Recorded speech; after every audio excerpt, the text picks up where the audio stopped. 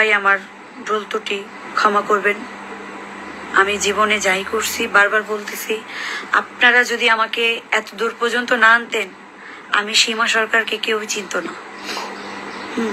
আপনারা আমাকে আমার পাশে ছিলেন, আমার গান শুনছেন, আমার সবকিছুতে সাপোর্ট করছেন। শুরু থেকে আপনারা ছিলেন আশাবাদী, আপনারা সারা জীবন আমার পাশে থাকবেন যতদিন বেঁচে আছি। আল্লাহর অশেষ কৃপায়, আল্লাহর রহমতে, আপনাদের ভালোবাসাই এখনো বেঁচে আছি।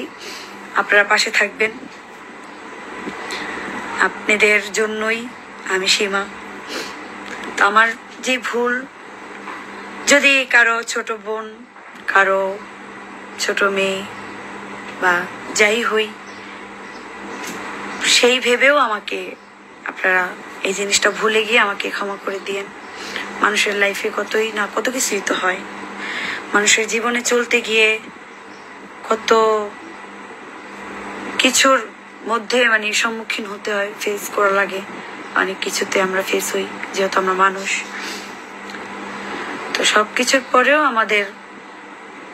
আমরা মানুষ, আমাদের একটি পরিচয়, আমরা মানুষ। তো ভুল তো মানুষেরই হয়, ভুল তো চলার পথে মানুষেরই হয়। আপনারা আমাকে ক্ষমা করবেন। ইনশাল্লাহ এরকম কিছু আর সামনের দিনে আপনারা আমার আর পাবেন না, ঠিক আছে? এতটুকুই আপনাদেরকে আমি গ্যারান্টি দিয়ে বলতে পারি যে যাই হয়েছে আমার আগে, এটা একটা অ্যাক্সিডেন্ট ছিল, আমার অতীত ছিল। অতীত ভুলে গিয়ে আমি নতুন করে আমার জীবনটা আবার নতুন করে শুরু করতে চাচ্ছি। আপনারা সবাই পাশে থাকবেন আমার। এটা বলার জন্যই আজকে লাইভে আসা। আর দোয়া করবেন এরকম ভুল মানুষের সাথে যেন আমার আর কখনো সম্পর্ক না হয়, বা যোগাযোগ না হয়, পরিচয় না হয়, ঠিক আছে? এই দুনিয়া কিছুই না, এটা শুধুমাত্র ক্ষণিকের মায়া, চলার পথে।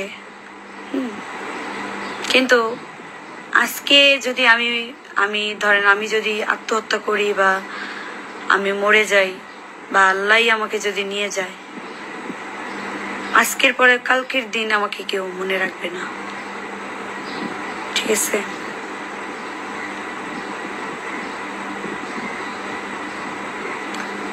তো সবাই আমার জন্য দোয়া করবেন, আমার ফ্যামিলির জন্য দোয়া করবেন। একটাই কথা বলার, আর আমার দ্বারা যে ভুলটা আমি করছি, এটার জন্য সবাই আমাকে ক্ষমা করে দিবেন। এটার জন্য আমি খুবই খুবই দুঃখিত,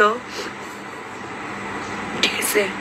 কিন্তু এটা আমার ইচ্ছাকৃত ভাবে হয়নি, এটা তারা আমাকে করছে। তারা মনে করছে যে এই ভিডিওটা যদি আপলোড করে দেয় বা সোশ্যাল মিডিয়া ছড়ায় দেয়, সবাই যদি দেখে আমার এরকম ভিডিও, আমাকে হয়তো বা কেউ গানে নিবে না, বা আমাকে দিয়ে কেউ গান করাবে না, বা তারা ভাবছে আমি হয়তো বা এইটা সবাই দেখে ফেলে আমি মইরা যাব। হ্যাঁ, তারা এরকমটা ভাবছে, কিন্তু তাদের ধারণা, প্রত্যেকটা ধারণা আমি ভুল করে দিছি, ঠিক আছে? ভুল করে দিছি।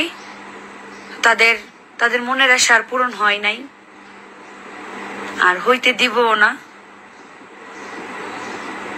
আমি আমার ছেলের জন্য আমি বাঁচবো, আমার পরিবারের জন্য আমার বাঁচতে হবে, আমার পরিবারের জন্য আমার কষ্ট করে যেতে হবে। কারণ আমার পরিবারের আমি একমাত্র, আমি সীমা ছাড়া আমার পরিবারের কেউ নাই। আবার তাদের ছাড়া কেউ নেই, আমারও তাদের ছাড়া কেউ নেই, ঠিক আছে? আমার আম্মু, আমার নানু, আমার ছোট ভাই, আমার ছেলে, আমার বাবা, তো তাদের মিলেই আমি এখনো আছি, ঠিক আছে? তাদের নিয়েই এখন আমি আছি, ইনশাল্লাহ থাকবো। আর দোয়া করবেন যেন তাদের নিয়ে বাঁচতে পারি।